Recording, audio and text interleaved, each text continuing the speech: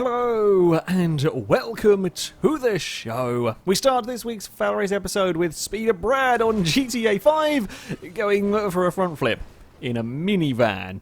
I also love how the AIs don't really care about said, well, crash. I mean, that's a pretty impressive role in the Regina. Just drives off. Doesn't care whatsoever. He wasn't the only one having issues keeping the vehicles on the road. Weaving through oncoming traffic, an Audi kind of swerves, launches this Escort into a roll. Doesn't quite get stuck under the sign, but still, it's an impressive ramp made out of the 9F there. Super Ray Gunner, also on GTA 5, are doing a bit of off-roading with a supercar. Things go a tad wrong, too much wheel spin, a slightly inconvenient positioned bridge, and said supercar will now reside inside a tree. You're not going to be getting that vehicle back anytime soon. Invisible AK, this was from way back when we did a truck race. Now, this is a rather spectacular flip. Still not entirely sure how he managed to get a truck to do a from. It's even more spectacular from kind of third-person view watching the truck.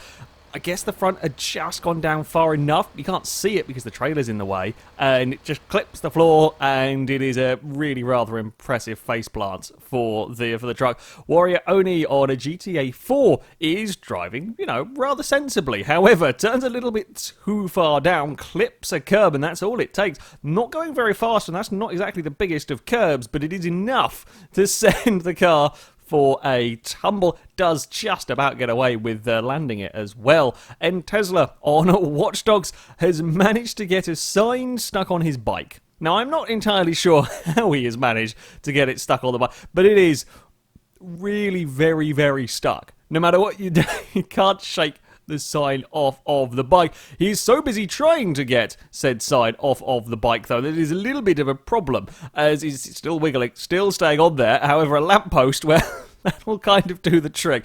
The bike is on fire slightly. The bike is on fire, but the sign, I guess, is clear. So there's one win in that and one loss. THR Aston Ash on Forza 7. This was during the horrendous lag fest that was the World Touring Car Chevrolet Cruise race that we did. Watch the vehicle out wide on the left, who suddenly decides it should be up in the air, mind his own business, and sudden launch. It's I don't quite know why said vehicle decided it didn't want to be on its wheels anymore, but a lot of strange things were going on in that race, so that doesn't really surprise me. We are sticking with Forza onto Horizon 3 with a visiting truck. Now, we've had AIs getting lifts before. This one quite an impressive lift. It is a long old carry before it does eventually get flung off, and when it does get flung off, it is launched and rolled pretty well clear. Doesn't really affect the player too much. Player's not really lost too much time in all of that.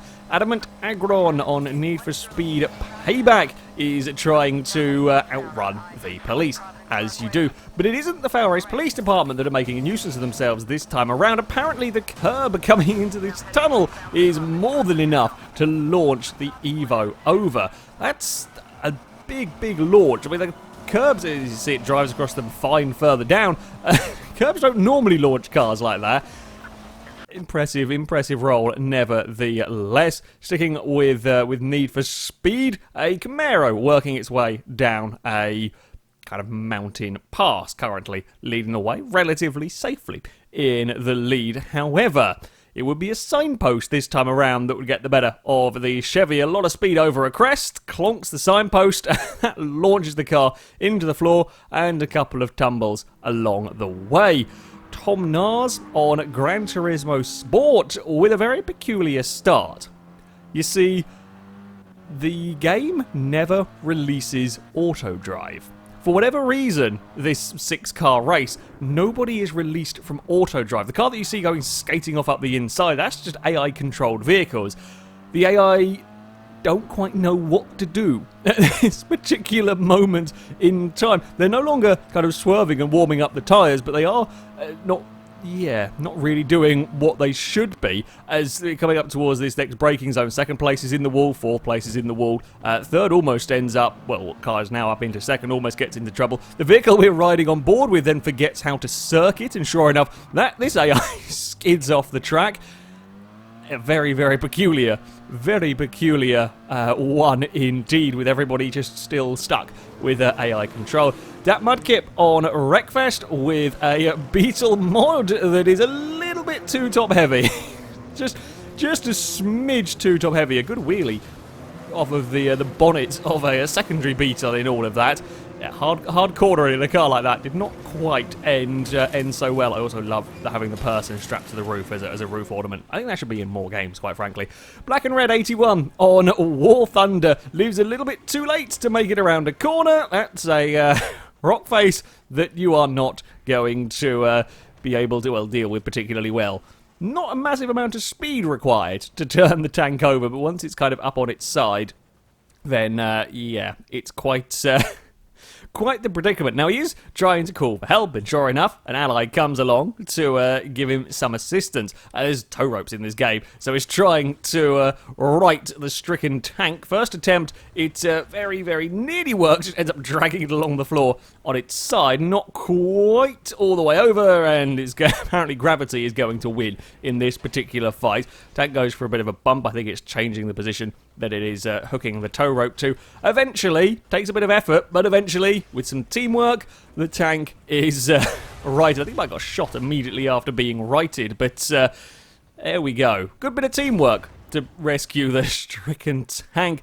We finish up on Automobilista with a cart vehicle going for many spins. It's a big crash, just carrying too much speed, loses the back end, and clonks off the wall, and there's a lot of rotations in all of that. It would have kept going for a lot longer, I think, had the wheels not got caught on the floor and stopped the vehicle from rolling.